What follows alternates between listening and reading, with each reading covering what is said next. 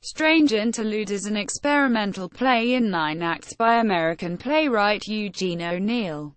O'Neill finished it in 1923, but it was not produced on Broadway until 1928, when it won the Pulitzer Prize for Drama. Lynn Fontanne originated the central role of Nina Leeds on Broadway. It was also produced in London at the Lyric Theatre in 1931.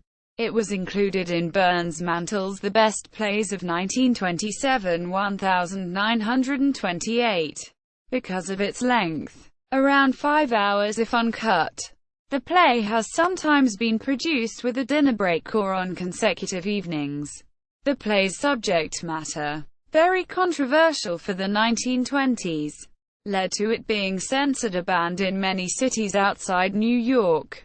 Strange Interlude makes extensive use of a soliloquy technique, in which the characters speak their inner thoughts to the audience. Plot summary. The plot centers on Nina Leeds, the daughter of a classics professor at a college in New England, who is devastated when her adored fiancé is killed in World War I, before they have a chance to consummate their passion. Ignoring the unconditional love of the novelist Charles Marston, Nina embarks on a series of sordid affairs before determining to marry an amiable fool, Sam Evans. While Nina is pregnant with Sam's child, she learns a horrifying secret known only to Sam's mother. Insanity runs in the Evans family and could be inherited by any child of Sam's. Realizing that a child is essential to her own and to Sam's happiness, Nina decides on a scientific solution. She will abort Sam's child and conceive a child with the physician Ned Darrell, letting Sam believe that it is his. The plan backfires when Nina and Ned's intimacy leads to their falling passionately in love. 20 years later, Sam and Nina's son Gordon Evans is approaching manhood, with only Nina and Ned aware of the boy's true parentage. In the final act, Sam dies of a stroke before he can learn the truth. This leaves Nina free to marry Ned Darrell, but she declines to do so, choosing instead to marry the long-suffering Charlie Marsden, who proclaims that he now has all the luck at last. Quote, "The meaning of the title is suggested by the aging Nina in a speech near the end of the play. Our lives are merely strange dark interludes in the electrical display of God the Father." Quote, soliloquy technique. Many who have never read Strange Interlude or seen it performed will nevertheless associate the title with the unusual soliloquy technique employed by O'Neill to delve into his characters' psychology. Throughout the play, the characters alternate their spoken dialogue with monologues and side comments, many in stream of consciousness style, expressing their unspoken thoughts. The play begins with a long soliloquy by the writer Charles Marston, whom Nina Leeds patronizingly dubs, "Dear Old Charlie." In this monologue, Marsden lays bare his ambiguous passion for Nina and his own conflicted attitude towards sex. In Act 2, Marsden is introduced to Sam Evans, who will eventually marry Nina. Later in Act 2, Dr. Ned Darrell, who is treating Nina for nervous disorders, arrives, and he and Marsden size each other up.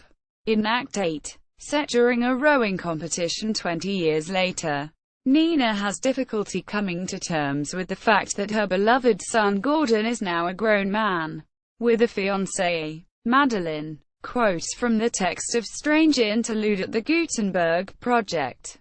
Production. Produced by the Theatre Guild. Strange Interlude opened January 30, 1928, at the John Golden Theatre. The original production was directed by Philip Moeller with settings by Joe Mielziner. The 9-act melodrama ran 5 hours, beginning at 5:15 p.m., breaking for dinner at 7:40 p.m., and resuming at 9 p.m. Cast: Tom Powers as Charles Marsden, Philip Lee as Professor Leeds, Lynn Fontanne as Nina Leeds, Earl Larrymore as Sam Evans, Glenn Anders as Edmund Darrell, Helen Westley as Mrs. Amos Evans. Charles Walters as Gordon Evans. As a boy. Ethel Wesley as Madeline Arnold. John J. Burns as Gordon Evans. As a man. 5 members of the original cast: Powers, Helen Wesley, Burns, Ethel Wesley and Walters were still with the play when the production reached its 1-year anniversary, and they had not missed a single performance. Powers was compelled to leave the cast at the end of March 1929 due to exhaustion. The original Broadway production ran 17 months. Adaptations. Strange Interlude was adapted by Hollywood only once. In 1932, the MGM film, which starred Norma Shearer as Nina Leeds and Clark Gable as Dr. Ned Darrell, was a shortened and toned-down version of the play. Voiceovers were used for the soliloquies.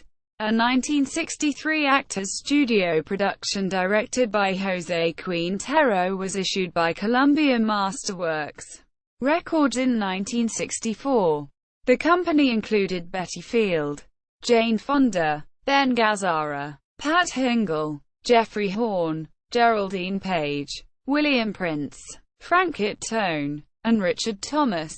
The album set was 5 LPs and was nominated for a Grammy in the category Best Documentary Spoken Word or Drama Recording, other than comedy. A 1988 television version directed by Herbert Wise was based on a 1985 London stage revival and starred Edward Petherbridge as Charles, Glenda Jackson as Nina, and David Jukes as Ned, with Kenneth Branagh in the small part of Gordon Evans. This version follows O'Neill's original text fairly closely, except that it eliminates most of Act 7. A scene set when Gordon Evans is 11 years old, and allows the actors to speak their soliloquies naturally in the manner of the stage production. A British production in 2013, starring Anne-Marie Duff, reduced the running time to 3.5 hours. Cultural references. Groucho Marx parodies this play in the 1930 Marx Brothers film, Animal Crackers, on the first of 3 interludes.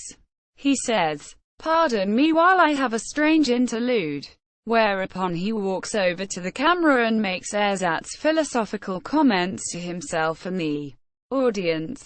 The 1932 film Me and My Gal parodies the film version of the play released the same year, which used voiceovers instead of soliloquies. Spencer Tracy and Joan Bennett talk about having seen Strange Intertubes, then have a romantic talk that parodies the technique. Mad Magazine satirically combined the play with the television show Hazel in a piece that ran in the 1960s. A Strange Interlude with Hazy.